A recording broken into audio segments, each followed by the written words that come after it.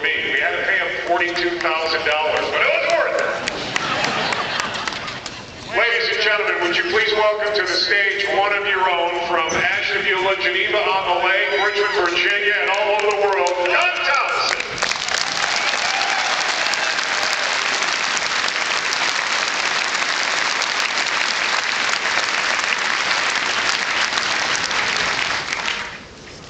Deriving their just power from the consent of the governor. Deriving their just power from the consent of the governor. I didn't consent to a $787 billion bill filled with political kickbacks and payoffs. Did you consent to that? I didn't consent to $850 billion TARP bailout. Did you consent to that? I didn't consent to the two major car manufacturers in America being bought by the federal government. Did you consent to that? I didn't consent to bailing out AIG. I didn't consent to them trying to bail out global warming. I didn't consent to any of it. Did you consent to it? Are you sure you didn't consent to it? You're not getting together behind my back and consent to stuff like this, are you? Deriving their just power from the consent of the government. If only the people in D.C. actually knew that. Lots of people here exercising their constitutional rights today. Thank you so much. Exercising your constitutional rights. You know that phrase, constitutional rights, we use that all the time. You probably say it here on the radio, you hear it all over the place. And it really is not the best term. Constitutional rights, it leads people to believe that your rights come from the Constitution. Your rights don't come from the Constitution. No, they come from God. Your right to freedom comes from God, not from the Constitution. It was with you at birth. That's part of your birthright. God has given you that. Your freedom comes from God. The Constitution merely helps protect that freedom. And protect it from who? From the government, exactly. But unfortunately, for so many decades now, we've all been asleep. We've all been laying on our couch, watching television, and stuffing cookies in our mouth, and I love that. Let me tell you, I love it so much. But I love freedom just a little bit more, and hopefully you do too. It is time. I'm here with my family today. My dad just whispered to me during some of the speakers. He goes, you know, there's so many people on stage today saying what I have said for years, and nobody's paid attention. And I said, well, Dad, you know, a lot of us have said those things for years. Am I right? But we never did anything about it. And there is one good thing to come out of the election of President Obama and so many leftists in Congress right now, and that is that so many of us are saying, absolutely not, no more, get the hell out of D.C. because I'm taking it back.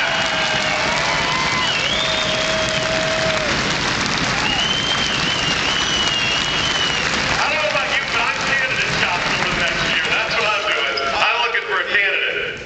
You know, there was a debate when the Constitution was being written between the Federalists and the Anti-Federalists about whether or not there should even be a Bill of Rights. You know, we take that for granted and say, of course, it's a Bill of Rights. And why wouldn't you want a Bill of Rights?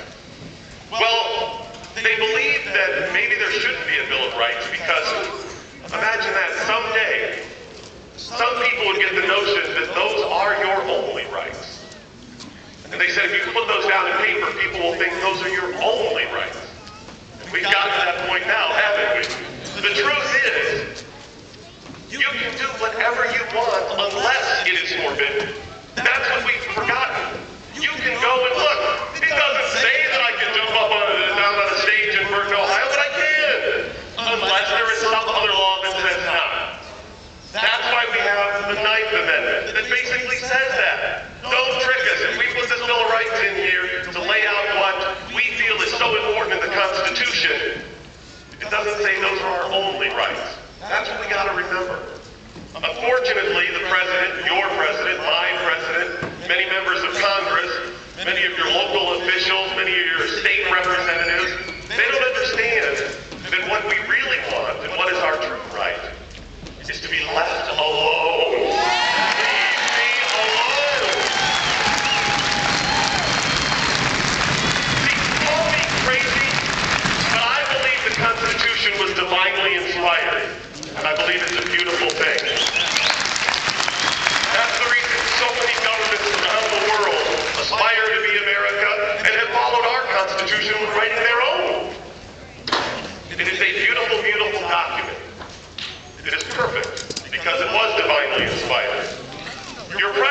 however, and many like him believe, that it's a flawed document.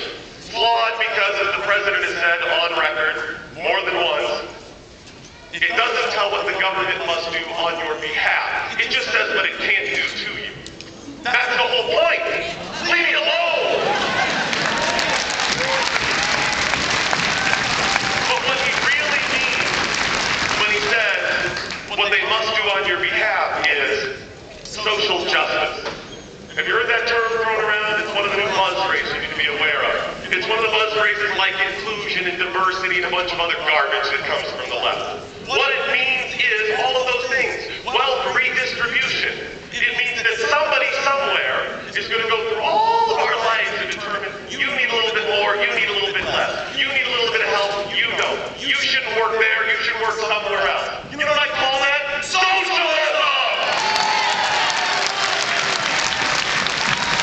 I'm really tired of people misunderstanding socialism, communism, fascism, Nazism, capitalism, and not understanding all of those things.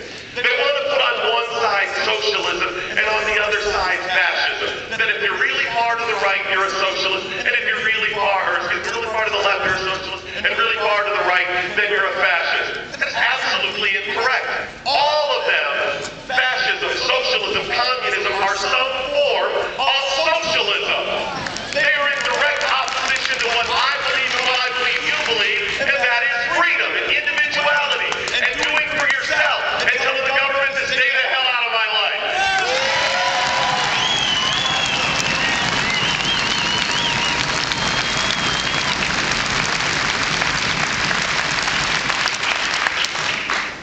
You know, we come to all these tea parties, and I spoke at the one in D.C., and it was, well, if you listen to ABC, there's 4 people there. There was somewhere around 1 million. I was there. I was looking about 1 million people. It was absolutely fantastic. It was magical. I spoke on the April 15th Tax Day Tea Party. Did any of you go to any of the one on April 15th? All across the country. We had about 6,000 people standing in the freezing rain in Richmond, Virginia, and it was one of the most powerful moments of my life. And as powerful as that was, there was another powerful event with regard to the Tea Party. It wasn't the March on Washington with 1 million people. It was a tea party that was held on a Thursday night at the Hanover County Courthouse, historic Hanover County Courthouse in Hanover County, Virginia. It was a Thursday night. It was cold. I drove there. There was probably 50 people there.